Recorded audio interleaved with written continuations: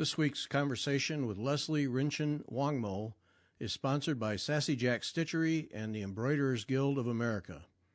In 2022, Sassy Jack Stitchery is celebrating 5 years as your needlework supplies home. Be sure to visit the Sassy Jack's website and get your kit for The Sun Always Shines at Sassy Jack's, a special design by Lindy Stitches to celebrate Sassy Jack's 5th anniversary. The next live workshop at Sassy Jack's is August 26 and 27 with Susan Greening Davis. The project uses a beautiful antique spool with sections of band samplers from Susan's Antiques. Contact Kim for details and to sign up. Also, check in at sassyjackstitchery.com regularly, as Kim will be releasing a steady stream of new sassafras samplers between now and the end of the year. Our second sponsor is the Embroiderers Guild of America at egausa.org. Various EGA regions and chapters have upcoming needlework exhibits that you'll want to view if you're in the area or want to set up a road trip. More information is available in the events section at egausa.org. Coming up August 4 to October 1, the Corning Chapter Needlework Exhibit in Elmira, New York. August 16 to November 12, the United Quilts of America 9/11 Project in Harrison, Virginia. And December 1 and 2, Stitches from the Heart exhibit in Fort Myers, Florida. EGA offers several online classes. A couple of them you'll want to consider are Freestyle Hoop Embroidery with J. Marcia Mitchler, in which you'll learn how to doodle with stitches by creating a geometric design in a 6-inch hoop. Also, Candy Cane Christmas Decoration with Emma Broughton, in which you'll make a 3D felt and goldwork candy cane. Registration for that class begins August 3. Learn more in the education section of the EGA website at egausa.org. Thanks to Sassy Jack Stitchery and the Embroiderers Guild of America for sponsoring the show. And now, on to our conversation with Leslie Rinchen-Wongmo.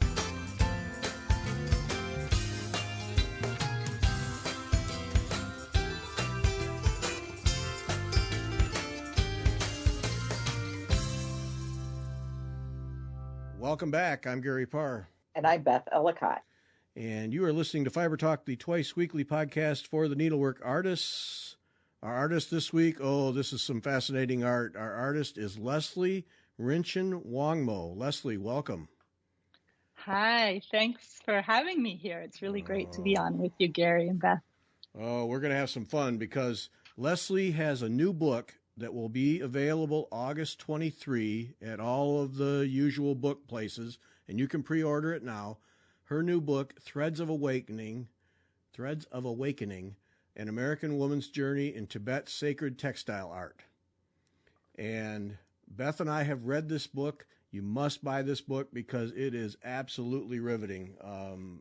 So many things to learn. So, Leslie, thanks for joining us so we can learn more. We have questions. We have questions. Well, thank you. I'm really looking forward to talking. I know there's a lot to cover, but we'll see what we get into. The list is long.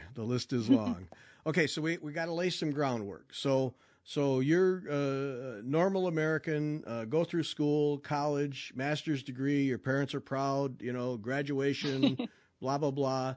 And then you have this wanderlust thing that gets in your way. So what happened? I wouldn't say it gets in my way. It just takes me on a little bit of a detour. A little bit, yeah. Well, it was really actually typical when I finished grad school. I studied urban planning and got an MBA, but I was actually interested in urban planning and nonprofit management. I worked in affordable housing for a while. But it was very typical for students when they finished in the summer after grad school to go travel somewhere. And it was a time when jobs were pretty plentiful and graduating from a good program. I was at UCLA. Most of us had arranged our jobs before the summer and then would travel and then come back and start work. And most of my friends were going to Europe, and I just wanted to do something a little bit different. I've always been interested in Eastern philosophy and spirituality, so I was drawn to the East. And there's a funny story. I mean, it would take a while to explain it, but I got inspired by a conversation. Somebody I admired had just been to Fiji, I believe, and had been struck coming home what it was like to come back to one's own culture after being somewhere very, very different. And as I was listening to this person talk, it just hit me. I'm going trekking in Nepal. Now, it's pretty strange that he was talking about Fiji and it took me to Nepal, but I think it was because I was already interested in Eastern philosophy and such. And so I took a trip, what I thought was the biggest adventure possible. It was a 3-week organized trek. It actually wasn't in Nepal the first time because I found out it was monsoon season in the summer. So I went to northern India, to Kashmir and Ladakh. And while I was there, I met people who were traveling for 6 months or a year, very low budget travel with their backpack, or people who had been in the Peace Corps and then stayed on. And so my what I thought was this great adventure of my 3-week organized trip, I got inspired to be a little more adventurous. So I came back to the States. I worked for a few years and saved my money and took off for what I thought was going to be 1 year of backpack travel around Asia and maybe elsewhere. And then I got stuck. You did. You did. Well, as I'm reading this part of the book, as you got to this point, one of my thoughts is your parents, because we raised this kid, and she did all the things that good Americans do, and now she's gone for a year. But then by the time the book is over, it's so clear that your parents are as supportive as you could imagine. Were they apprehensive at the beginning or with you all the way? Yeah. Well, I asked my dad at a certain point if he had any regrets of having supported me through college and grad school, and that I did something completely different. But he said no. He said he didn't really understand my path, but he supported it. I'm very fortunate to have really wonderful, supportive parents. And so I would say I ended up living in India for 9 years, and my father visited me at least 4, maybe 5 times. Oh. So it ended up being a real opportunity for him to travel, which he loved, and to see more of the world, and for us to get closer. So that, in a way, I think was a gift for him. My mother is not able to travel, and she, it took her a while to adjust. Okay.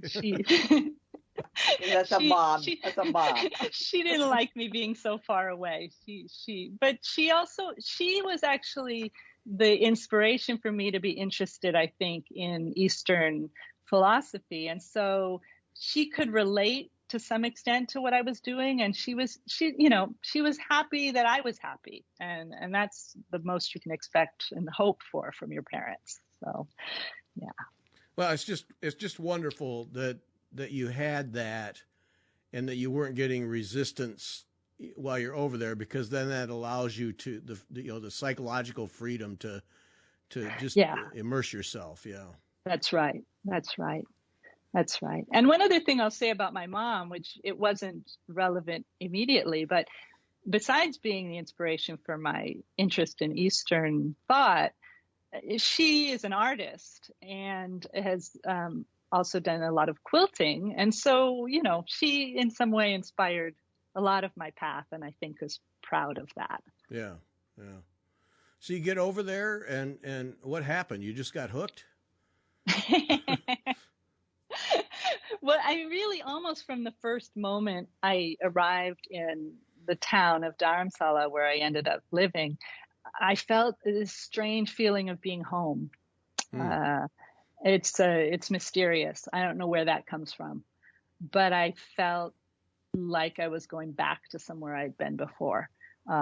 So there was this kind of deep internal sense of comfort and belonging. But I only expected to stay there for maybe a couple of months. I was doing some volunteer work for the Tibetan government in exile there. And yeah, I started learning the language. I made friends. I loved the mountains. And then eventually I met this textile art, and fell in love with it. And just at a certain point, it became clear I wasn't traveling on to all the other places I thought I was going, and I wasn't going home anytime soon either. Yeah, that was one thing, a minor thing, but of course I always think, well, I think we all always think, all right, you're over there for a year, how can you afford this? And when you described how little money you needed to live, it was really eye-opening. Yeah. Yeah. I mean, I think I had saved, I think I had saved $10,000 for my 1 year of travel. And, it's low budget travel. So, I mean, some of the places I was staying, a couple dollars a night and $1 a meal, but, and then probably transportation was the bigger expense. But then once I settled in one place, what I had saved for a year ended up lasting for 3 years. Mm. And then going forward, basically my flights home to visit family here in California were my biggest expense of the year. So the rest of the year cost about the same as my flight home. Oh, jeez. But that was another thing that stuck with me, was that you're living over there for several years, but then you made a regular trip home. Yeah. And you stayed in touch, and there was a kind of an ongoing effort to make sure that you stayed connected to home. Oh, very much. Yeah, very much. I mean, my family's important to me. My friends are important to me. I wasn't abandoning anyone. Yeah. It wasn't a case of traveling to get away from something at all. So, yeah. Oh. And I would bring things back with me to sell. I'd have these little Christmas bazaars, those would pay for my plane tickets. So yeah, because what were you talking about? Your suitcase is full of all manner of stuff, and then you just basically have a sale. Yep. Yeah, I think for a few years people relied on me for most of their Christmas shopping. I don't have my shopping done, but Leslie will be home soon, so we'll be fine. Yeah. Right. Yeah.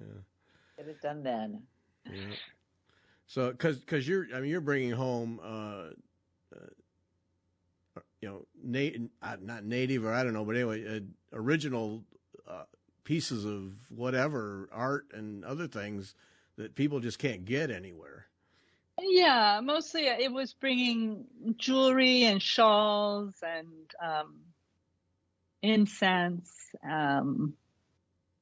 some decorative items, different things, mostly from either either made by Tibetans or Indian. Because where I lived it's an Indian town, so it's a town in the foothills of the Himalayas.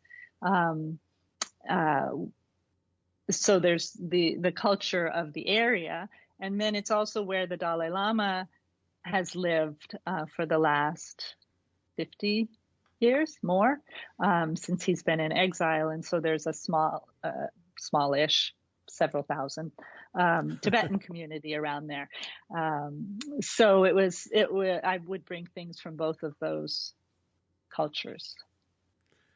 So what was the one thing that connected you with the Tibetan people? You're there trekking and just exploring, and then something clearly hooked you, and then there you were. Right. Well, a lot of it's just mysterious. I don't know what made me feel such an affinity, but I felt almost a kinship with the Tibetans. Mm-hmm. I've always been interested, like I said, in Eastern spirituality, and I became more interested in Buddhism the longer I was there. But I also I just felt a deep sense of friendship and connection. I mean, we'd laugh together and just feel comfortable together. It's hard to explain. Yeah. It's kind of like, they talk about chemistry between people. I mean, usually they talk about that in romantic relationships, but I've always felt that that's also true in friendships. Sometimes you meet someone, and you just feel that chemistry, and you can feel that with a place as well. I felt a kind of chemistry and this just connection, this resonance with the place. And I felt that with, obviously not every Tibetan person, because we're all individuals, but with the general community, Yeah. generally I felt connected in that mysterious chemistry way. Yeah. Well, see, Beth, I don't know if you picked up on this or if it hit you that way, but as I'm reading this part of the book, as you're connecting with that community of people, what was in my head was there's a force greater than you just meeting people and being in a culture that you find fascinating that is making this happen. And spiritual, whether Buddhism or whatever it is, there's something greater that is putting you in this place and giving you these experiences, and then as a result, we end up benefiting because you're able to share. Yeah, and I guess that's what I mean when I say the mystery. That's something greater than, or at least outside of our ability to pin it down. And I mean, the Tibetans might say, "Oh, well, clearly you were Tibetan in a past life, and so we were already related." That would be one way that they would look at it. Yeah. I don't know. I don't know if it's true or not, or if it's some other kind of greater force, but definitely something mysterious. So did you ever get comfortable with the Tibetan language? I love the Tibetan language, first of all. I have a real affection for it. It's wonderful. The sounds, it's a tonal language, but the tones are more subtle than some of the other tonal languages. So I find it very melodic. And also I like the way the language is structured. It's like pieces of meaning put together to make words. Like you'll have two syllables, like the word for size is made from a syllable that means big and a syllable that means small. And that's size, or temperature is hot, cold. And so I love the language. But I never was fluent. I was conversational, let's say. I could have decent conversations with individuals. I couldn't understand, like if I went to the teachings, the Dalai Lama and other lamas would give public teachings on Buddhist philosophy. And I actually went to a class at the Tibetan library every day in Buddhist philosophy. And I couldn't really understand when they were teaching philosophy. That was beyond me. But when they would then do an aside and talk about some story about when they were growing up, I could follow along. So there was that. And then once I entered my art apprenticeship, it was a completely Tibetan speaking environment. And I did understand the general chit chat that was going on around me. But one of the things that I think made it workable is that an art apprenticeship is so visual and tactile, right? That you don't need a lot of words. You just need little words to nudge you in the right direction, but you don't need to really understand and communicate really precise verbal things, because you can show and demonstrate. Right.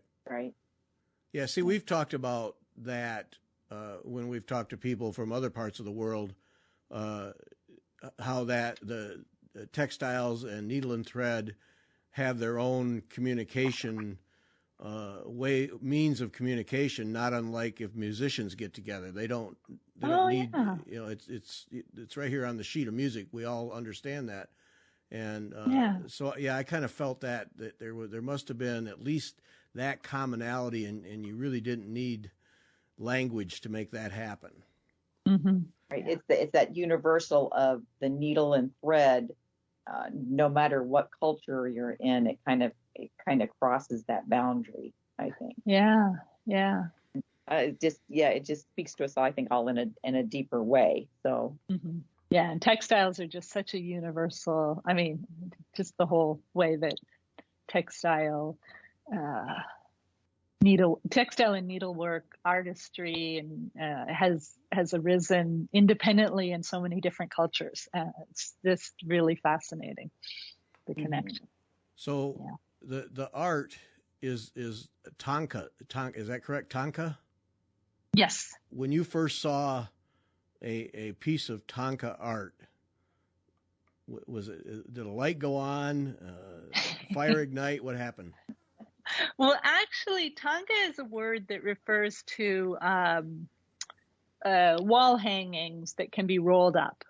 Okay, so as opposed to, let's say, a wall painting that is stuck on the wall always, right? Or a sculpture that's three-dimensional. So thangka is the word in Tibetan that refers to these pictures, generally religious pictures of some sort that help with meditation, but that they can be rolled up. But most thangkas are paintings. So they're paintings painted on canvas, but instead of, like, they stretch the canvas in a wooden frame while they're painting, but then they cut it out and frame it in fabric so that it can then be rolled up. Then it's a soft thing. So those were the first thangkas I saw. They were paintings. And I had a lot of friends where I was living at the Tibetan library who were thangka painters. And I admired their work and I thought it was beautiful. But I didn't see myself in it. Like it didn't change me in any particular way. It was maybe a few months into my stay there, I went on a tour of handicraft centers as part of an economic development project. And I walked into one studio where people were making the same pictures that I had seen in the paintings, but they were making them from pieces of fabric stitched together. And that's when I went crazy. That's when I felt such a connection. I was stunned. I was kind of like stunned into silence for a few minutes. And it's funny, actually, I hadn't put it directly together, but one of my students, my first student, when I came back and I started teaching myself, she said that when she first saw my work, she couldn't speak for a couple hours. And I don't think it was a couple hours for me, and maybe it wasn't for her either, but it kind of stunned me, like when you just see something that just is so right for you. And I think it just connected so many things, because the thangka, the imagery is a support for Buddhist practices that involve basically imagining into our greatest possibilities. So without getting too deep into it, in Tibetan Buddhism, imagination is used to kind of loosen up our the narrowness of our self-concept and allow us to see more who we are at a deeper and greater level. And so these images are part of the practices to kind of imagine into our highest possibilities. And so then to see those made in pieces of fabric, and I had done a little quilting before, and it brought everything together. It was like everything came together in one place, and I had to do it. I had to learn how to do it. When I read that part, I immediately knew what you meant, because sometimes my fingers get itchy. It's like, I have to have a needle and thread. I have to see if I can do this in needle and thread. I have to try Interesting. it. Yeah. Interesting. Yeah. And I think what you're saying about your fingers get itchy, it's like, it's not just a mental concept or an interest. It's like your whole body gets into it, huh?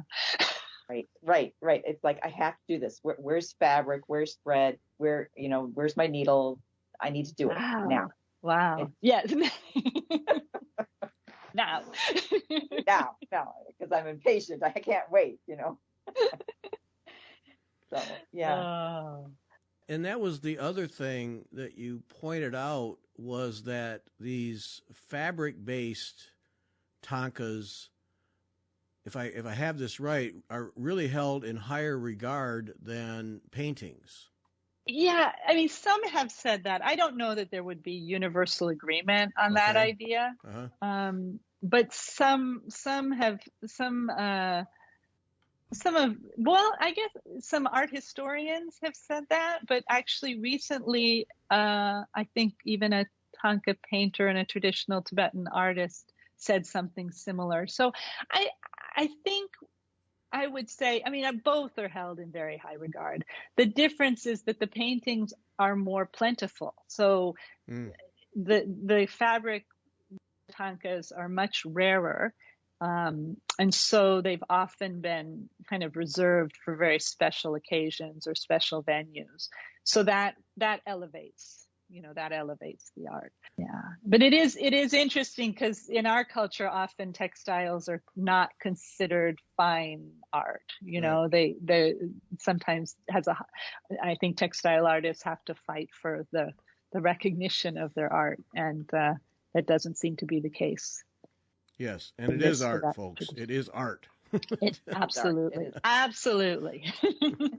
You see this, you're moved. Well, you're moved to the point where you can't speak, so that's powerful. But it's not, to learn how to do this is not pay a fee, take a class, and go. You had to kind of battle your way in, didn't you? Yeah. It was not at all obvious how or where I could access education. I mean, at first it wasn't even, I came back from this tour, and I started asking my thangka painter friends and also just people in the Tibetan community I lived in. And a lot of people had never even heard of this art form. They hadn't seen it. So it took a while even to kind of explain what I had seen and to reach people who knew about it. And then to find a teacher who would accept this foreigner into their, as a student. Well, yeah, that's because that's that cultural thing that fascinated me. Because what they call you, Inji, I-N-J-I, Inji? Inji. Yeah, it's a derivation of English. So it's like a slang term for people of European descent that the Tibetans use. So it's not derogatory. It's not derogatory. It's just slang. It's just a way of referring. I'm feeling cool that I know Tibetan slang. All right. But yeah, so this is very much tied to Buddhism. I mean, it is integral, and so for you to fit into this thing is I'm sure maybe some resistance. I mean, I find Tibetans generally are very welcoming people, and they knew. Certainly in the community I lived in, they were familiar with people coming to learn Tibetan Buddhism there. So it wasn't strange or surprising to them that a foreigner would be interested in their culture or in Buddhism for their own. I wonder, I hadn't even thought about it this way, but I wonder if a culture that believes in reincarnation is more open to outsiders learning their culture, because you could just as well have been Tibetan, as when their grandmother was like, so I wonder. I know I've never thought about it that way, but there never seemed to be any resistance to foreigners being interested or learning the culture. Where I did find resistance, not to me, but my teacher, when I ended up finally in an apprenticeship, my teacher wouldn't, when someone would come to the door, and when another Inji would come to the door to just see what was going on in this workshop, or to ask some questions, my teacher would just kind of ignore them and send me to talk to them. And later he explained to me, or somewhere along the way he explained to me, that he felt that most of the Westerners who came to ask questions just wanted a few questions answered, or they wanted a one-day workshop, or they wanted, something really quick and easy, and then they'd be on their way. And so it wasn't worth his time. It wasn't so much a resistance to someone from another culture being interested. It's just that if you're not serious, why should I waste my time? And so I think I was really lucky in that I was seen as serious, So once you're seen as seriously interested, I don't think where I came from or the fact that I wasn't Tibetan mattered at all. Oh, okay. That strikes me as interesting because it was the same, I think, like when Americans wanted to learn Japanese embroidery, they hit a resistance because they felt that the Americans didn't necessarily want to spend the time to learn it. And when you related that in your book, I thought, because a lot of people, we want something quick, we want something fast. We're not. This obviously is, and it's more in depth. It takes a lot more time than most people are maybe willing to give, and they don't realize how much time it takes. Right. So, yeah. So they picked up that you were more than just the fast food Inji. I love that. Yeah, description. I mean, I even think they picked it up before I knew it, in a way. Oh. Yeah.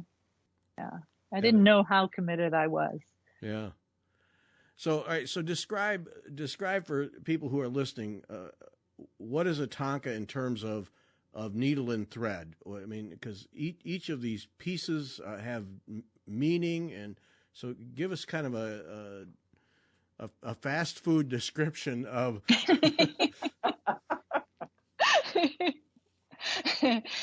Wait a minute. So each pieces have meaning. Well, if you mean in terms of, so first in terms of the subject matter of the design, yes, they're figurative images that are like teaching tools and meditation support. I mean, one can look at them on many different levels as well. I mean, they're images of, let's say, quote, deities, which sometimes are inaccurately called gods and goddesses, but they're really embodiments of our highest potential. But you can look at them on many different levels. So you can think of them as kind of energetic beings that could help you. That's more external. Or you can think of them as an example of what you're aiming to become in your fullest spiritual realization. So in that sense, every piece of the figure, like what they're holding in their hands, or the position of their hands in a mudra, or their clothing, it all has meaning related to the teachings, the Buddhist teachings. And I'm not an iconographer or an expert of iconography, so I can't tell you all of those things. But yes, every piece of the picture has meaning. But then when you think of pieces in terms of pieces of fabric, that's another thing. And I wouldn't necessarily say every piece of fabric has meaning. I don't think. I don't know. But were you interested in how the pieces are made and put together here? Oh yeah, that's the thing. But in reading this, I gained such a broader, deeper appreciation of Buddhism, and I came away from it because to me Buddhism was another religion, and they believe in reincarnation, and that's the extent of my American interest, you know. But now I understand, and I don't understand diddly, I'm sure, in terms of the whole picture, but I came away with it that Buddhism is not something you can just read a book and you got it. I mean, it's a lifelong, to me at least, a lifelong study and understanding of all the parameters and meanings and of life, and it really struck me as so much more than I ever imagined. Wow. Yeah. Oops. Yeah. I hope that was right. I don't know. Yeah. Yeah. I mean, it's definitely a lifelong or lives long practice. I mean, the whole point, I'd say, of Buddhist teachings is to kind of get in, to see more clearly and to become more aligned with the true nature of things, the way things really are, instead of our mistaken reactive way that we think they are, and in order to stop suffering, because we get into all kinds of upset and anger and because of our misunderstandings. Mm-hmm. And so, yeah, the whole all the practices and all the study and everything is about training our minds, adjusting our view to see things more clearly so that we don't have those reactions that make us and others suffer. Yeah, it really opened my eyes. I mean, I'm going to stick with the Father, Son, and Holy Spirit, but still, it just really opened my eyes and gave me a much deeper appreciation of what goes on in Buddhism and you know what it means and how it works. It was really, I really enjoyed that part of it. Yeah. Yeah, you know, and I really appreciate also what you said, that you're going to stick with the Father, Son, and Holy Spirit.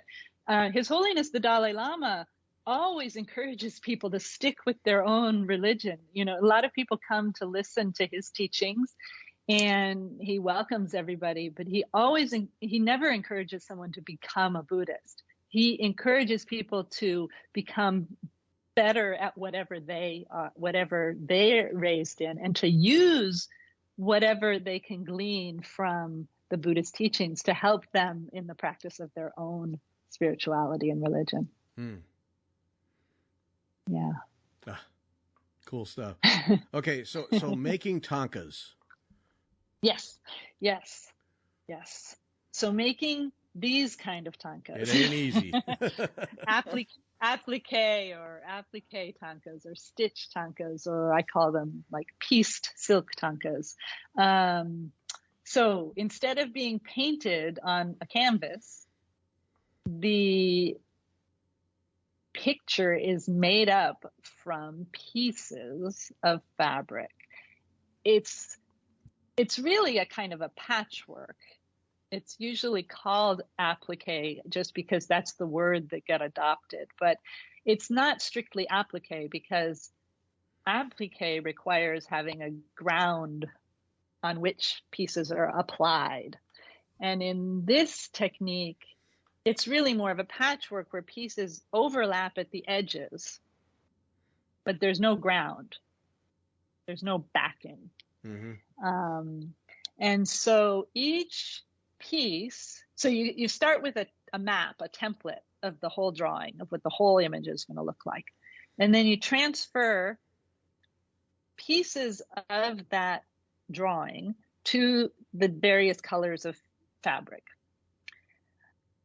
And then the lines, all the contours and outlines, are made with these cords or piping that we make by wrapping silk thread around strands of horsehair. I just can't imagine doing that. That was the one I was just like, okay, wrapping strands of silk around horsehair just blew my mind. Sorry, it just, oh. I know. I think I have some video on my website if you want to see how it's done. I'm trying to think. I don't know. Go to the video page of threadsofawakening.com, and I think there's something there. I'm not 100% sure, but anyway, it's once you get the hang of it, it's not that hard, but it definitely is hard. Right. Right. Yeah, says Leslie. Yeah. Yeah. But then people say, and people will say sometimes, well, can't you just buy colored cords and use those? But here's that's what I was thinking.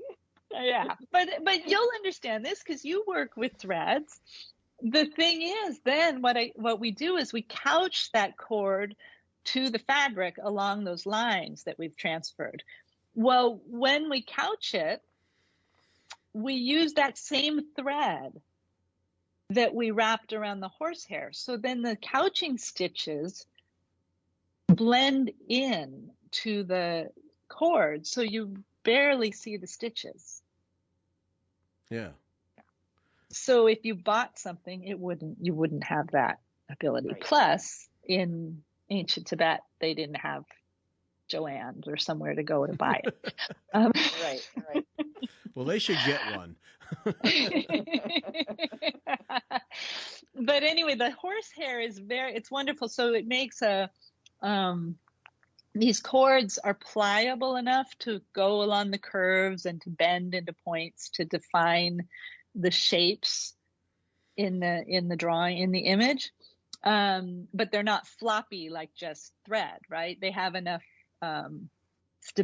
stability or rigidity or enough body to go smoothly around curves and bend into points.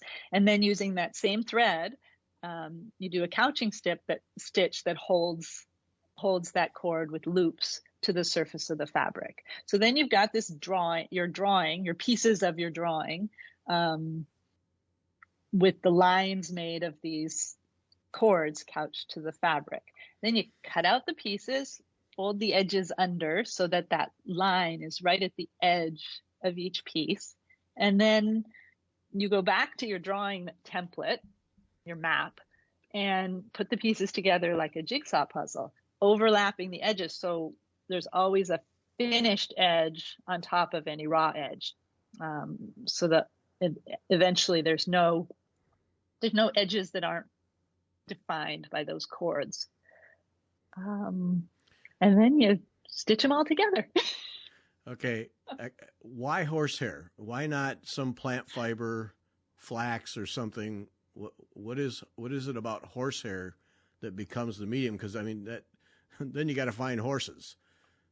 Well, I think you got to start with where it originated and what was available. So horses and yaks, animals were available. I don't know what plant matter might have been available that would have had the same. And I don't know.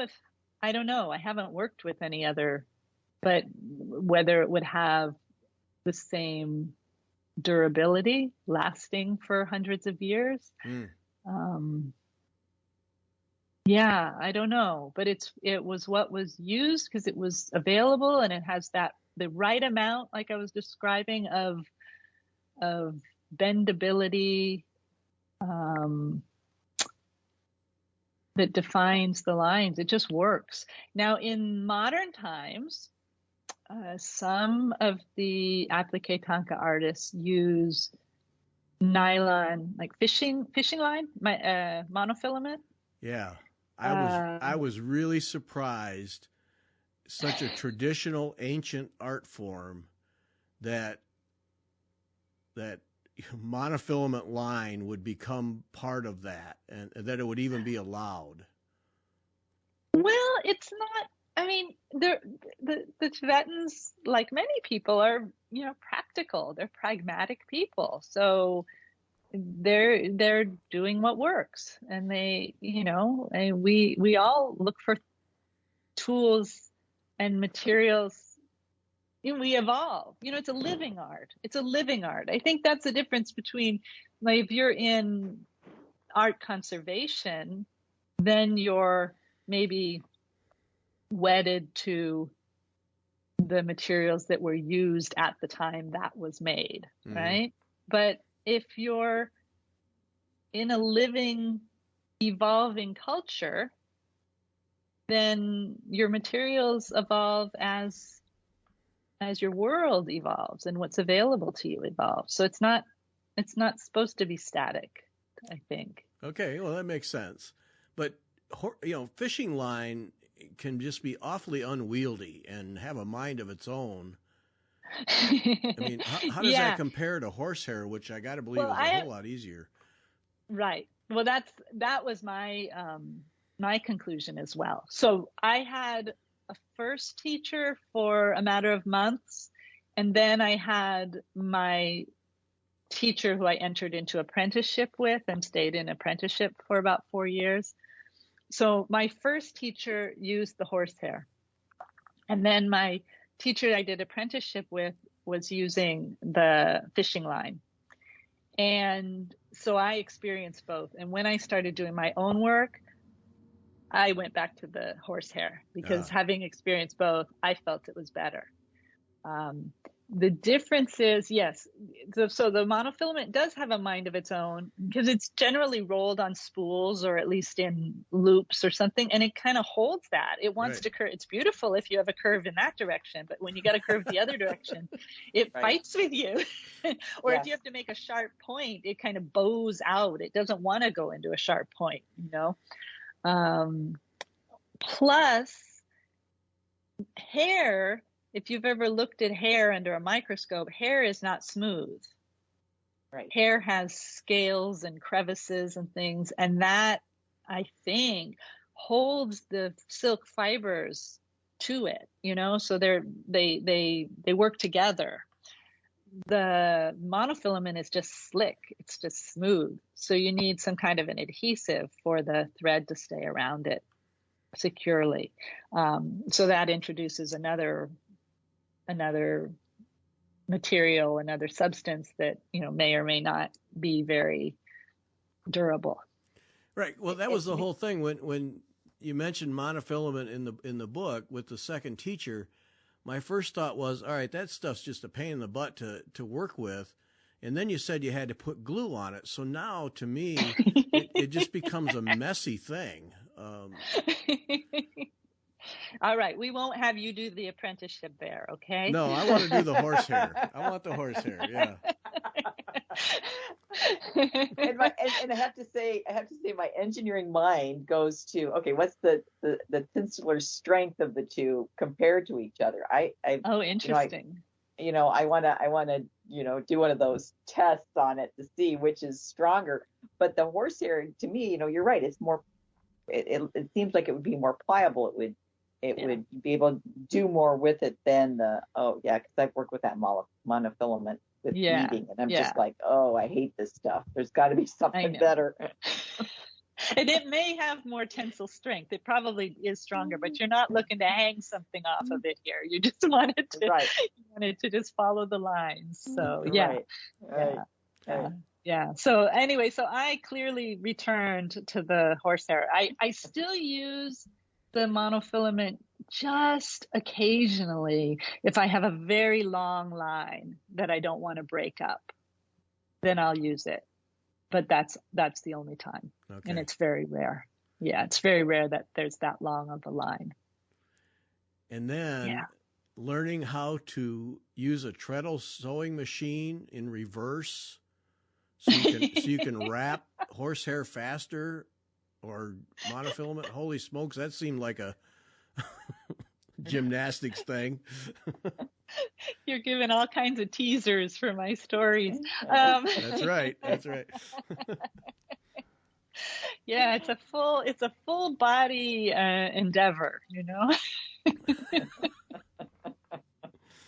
That was quite a story there, because number one, getting a treadle sewing machine to work the proper way, Right. yeah, and then to reverse it. Well, I don't think it's any harder in reverse. I mean, probably it's the same, but whichever direction, it's enough of a challenge. Yeah, so that was interesting, and then I was a bit grossed out. You're stabilizing the fabric with meat. Yeah, well, luckily they don't do that anymore, and I don't have to be grossed out. But yes, that was the way it was done. So to give the fabric a little bit of body, like you starch something to just give it a little bit of stability. That was what traditionally in Tibet, they had rubbed a chunk of meat on the back of the fabric, and the grease, the fat from the meat, then they'd iron it, and it would kind of seep in, and it would make the fabric a little bit stiff, but not crunchy stiff, just a little more body. Yes, but I didn't like that idea. Yeah.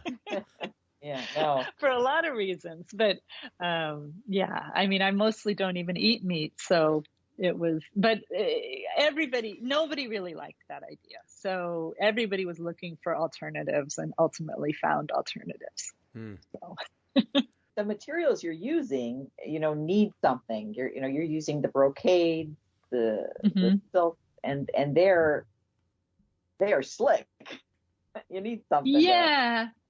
Yeah, they need, well, the fabrics, the brocades are pretty darn thick, and they don't need very much. The satin is drapier, it's softer, but they're pretty thick, heavy fabrics. So they're not what you might think if you're thinking of a silk chiffon or a silk charmeuse. They're not that drapey, but they still need a little bit of help. So I do something completely different now, and I'm not sure you can use even iron-on interfacings and things now. I'm not sure if the adhesives in those iron-on interfacings I don't know if they decay over time, right? Because they're not designed for artwork that might be around for a couple hundred years. So yeah, that's one of the questions. Yeah. And you're using really high-end, well-made fabrics, right? I mean, Yeah. The satin, I mean, I get most of my fabric in Varanasi, India. There are a couple of families that have been making fabric specifically for the Tibetans for generations.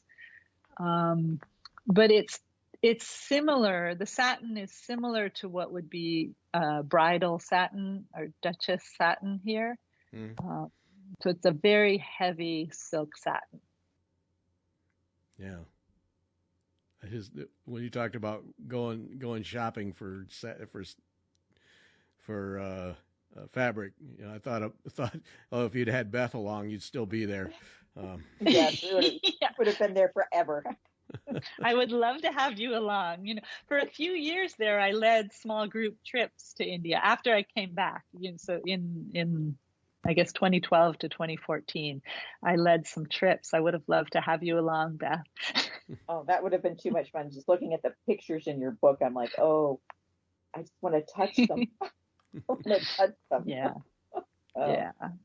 Beautiful. Yeah. Have you guys found that, speaking of touching, have you found at exhibitions of fabric arts that it's really challenging to keep people from touching the art? Yes. Yes. It's just really crazy. Everybody just goes, it's like they don't even notice. Their eyes widen, their mouth drops open, and their hand reaches out. Yes. Even if there's huge signs and docents everywhere going, don't touch. Exactly. It's unbelievable.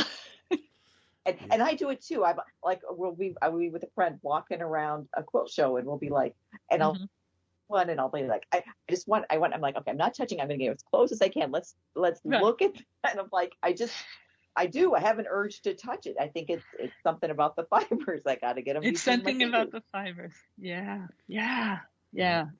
Yep, did that in a needlework shop once. Actually touched the model, and I know better. And I know, yeah. Wow, look at that. And put your hands on it. Get your hands off that. What are you doing?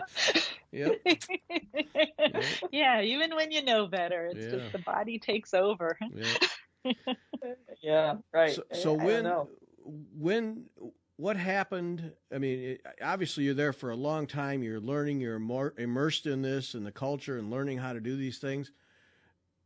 Was it the American in you that said, I want to do this by myself? I want to do my own thing. Did you have in the back of your mind, eventually I'm going back home?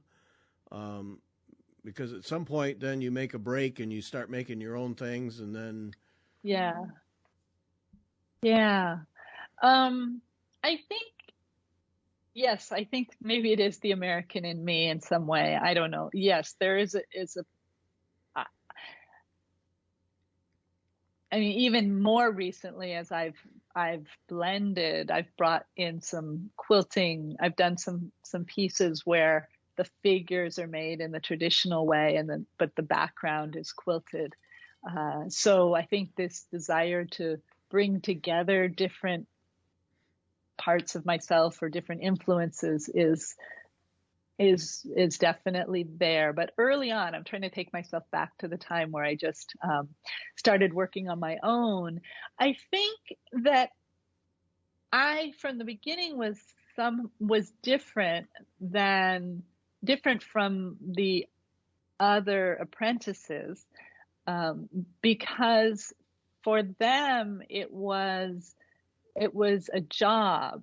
It was training, but it was training to be a part of that workshop, to have the skill to continue doing it in collaboration with the teacher. For me, probably because I just come from a different culture, I was learning in order to ultimately be able to do something on my own. So I think that was always there. And in fact, my teacher saw that and respected it, because in the workshops, the other apprentices would also make monks' robes. They would make brocade frames for the paintings. They would make some other things in service of the temples around us. And he really kept my work and my education focused on the thangkas. So I think he really understood and respected, again, like I say, maybe before I even did, what I needed to learn and what would be relevant to me. And so at a certain point, it just felt like time to grow into my own. And I continued, probably for my first 3 thangkas that I made on my own, I came back to my teacher and asked him, got some advice, and then had him, approve my final product and such. So there was no sharp break in any way. It was just a kind of growing up and going out on my own. It's so cool that he saw that and was with you on that, instead of trying to hold you back, that he really essentially opened the door for you. Yeah. Wow. Yeah. I feel so grateful and so fortunate, because it's not easy. It's not like anybody can just skip on into the workshop and say, hey, I want to learn and be accepted. So I feel very, very fortunate. And that is a part of the motivation for writing the book, is to repay in some way my debt of gratitude. I feel like, I don't know what bigger forces, like you say, I don't know what put me there and opened these doors for me that would not normally be open, but it happened. And I was really blessed by the experience and the learning and everything, the support that I was given. And there aren't any books about this art form, even in Tibetan, and certainly not in the West. And there are books, lots and lots of books about Tibetan art, lots of books about painting. And sometimes they'll have a paragraph or two. They mention that this pieced silk form exists. There've been a few articles in journals, but there's never been a book. And pretty early on, I recognized that I was in a unique position to be able to share, to document, at the very least, to document the art form, mm-hmm. and to share it. And so that, yeah, that's a big part of my motivation to write the book. Took me a long time because initially I was like, okay, eventually I'll write a book, but I'd much rather just make art right now. Yeah. Right. And making art takes time, and writing a book takes time, and something you've got to give, right? Absolutely. Gosh, writing a book is the biggest project. Yes, and making this art, each piece takes several months, or a year to make. So yeah, the artwork takes a lot of time, but a book is even more. Well, I will say you did. Go ahead. It brings a question I have. So do you work on only one thangka at a time?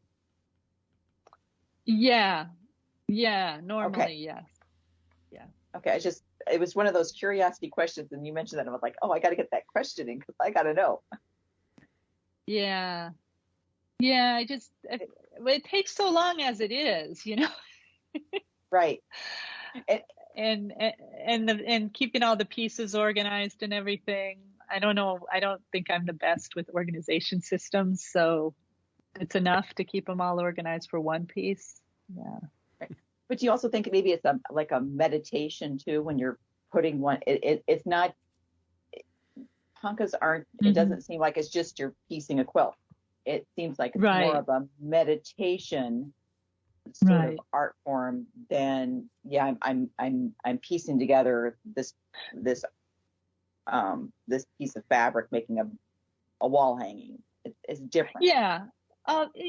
Although I think that making a quilt can be very meditative as well. So I don't want to diminish that in any way. But yeah, I guess if you're working on a thangka over a period of months, you're engaged with that figure, so the quality. So like some of the figures embody particular qualities. So maybe the emphasis is compassion or deep wisdom. And so you spend time with that. You learn about that figure. You spend time understanding what compassion is in yourself and when you're not very compassionate and how you might be more compassionate. And then also, if I'm working on commission, I'm also dedicating that time and energy to that person that I know that the work will ultimately go to. And that could be true for any, that could be true the same if you're working on a quilt. But so yeah, there's a kind of a bit of a sacred space around it. But it's also just practical. It's also, for me, it's enough to work on one at a time.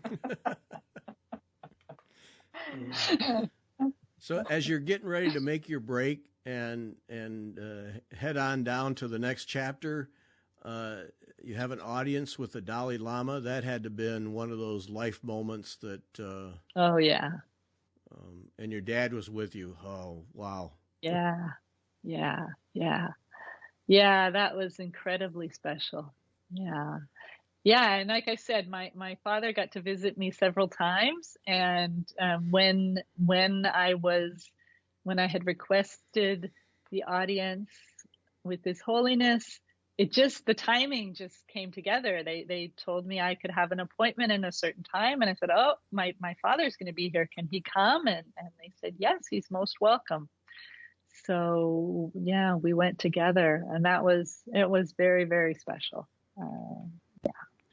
And it looked in the one picture that like he wasn't just going through the motions. He was truly engaged in what you were doing and interested. Oh yeah. Yeah. Okay. Oh yeah. Just the look on his face. Very, very present. Yeah, I would say, I mean, it's one of those, I mean, when you feel someone is really present with you, that he's there. I mean, when he's with you, he's not distracted.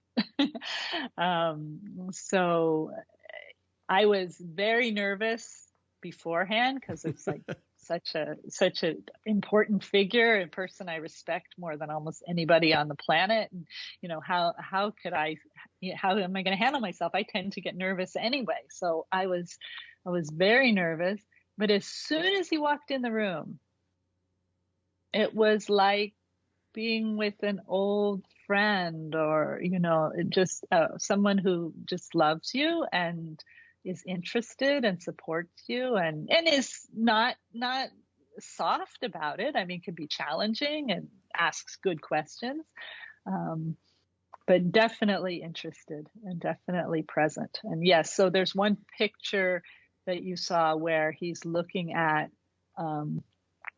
the work in progress that I brought. I was working on a green Tara at the time, and so I brought the pieces along. And yeah, he seemed to be fascinated and really engaged. Yeah.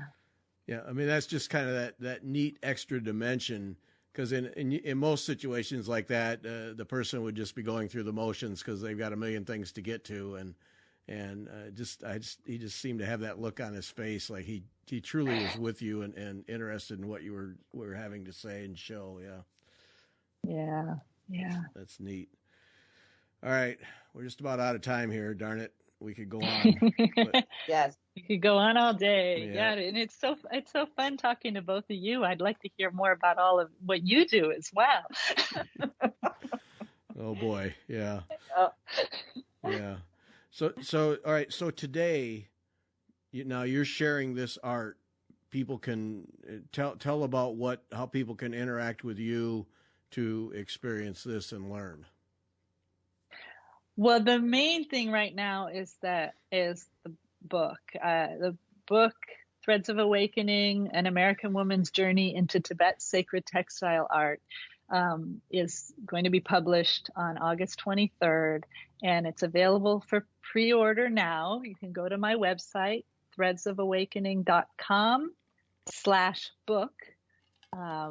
I've got some pre-order offers there, and you can go to anywhere you get books. And that is the main thing I'm focusing on right now, is a way to share the beauty of this art form, the unconventionality of my own story, and just to connect with people. It feels like a completion of the most important assignment of my life, and I just want as many people to be able to read it as possible. So that's the main thing. I also do teach. I have something called the Stitching Buddha's Virtual Apprentice Program, because we can't all do apprenticeships like I did in India, where you go and sit every day in person. It's not very practical in our world. So I offer an online 6-month introductory program where I teach all the basics, and you make a beautiful silk lotus. And that's available also on my website, threadsofawakening.com/teaching. And you can find out about that. Yeah. All right. Okay. Yeah. So, yep. And I think Beth would agree with me. Get the book, read the book. It's read the book. Read the book. Actually, I'm hoping my sister doesn't listen to this, but I think that's going to be her birthday present this year. So. Oh, how sweet. How sweet. Yeah, I'm really touched. I just am very touched that you both read the book before talking with me today. And it's just so exciting. It made the conversation so much richer. And I'm just so excited that you enjoyed it. I Locked did. me I in. did. Yep. Yes. Mm-hmm. Yep. And it was so fun because Beth sent me notes for things to talk about. and I would say 80% of them matched up with what I had made. So it was, Yes. it's like, Oh, yeah, it was neat. well, that's fascinating. Yeah. Get the book, people. It's an interesting read. I just found it very, very fun to sit and just read through. I really enjoyed it. It's a good one. Thank you so much, Beth. Yep. All right, Thanks, we're going to wrap this up. Now, Leslie will be with us this coming Wednesday on the Fiber Talk Stitch Hour at 8 o'clock Eastern Time. And so she'll be with us live, and we'll have photos of thangkas, and then she'll be able to show us and talk to us about what all is involved in them. And if you're in the audience, obviously you'll be able to ask questions. But really appreciate that. That's going to be a lot of fun to see the art and be able to talk about it. So join us Wednesday night, 8 o'clock Eastern Time for that, because that's you won't want to miss it. So read the book, listen to this podcast, and show up Wednesday night. That's your marching orders right there. There you go. There you go. All right, Leslie, thank you so much. Thanks for writing the book and for talking with us. We really appreciate it. Thank you, Gary. It's great to be here. And thank you, Beth. All right, thank you. Thanks to everyone for listening.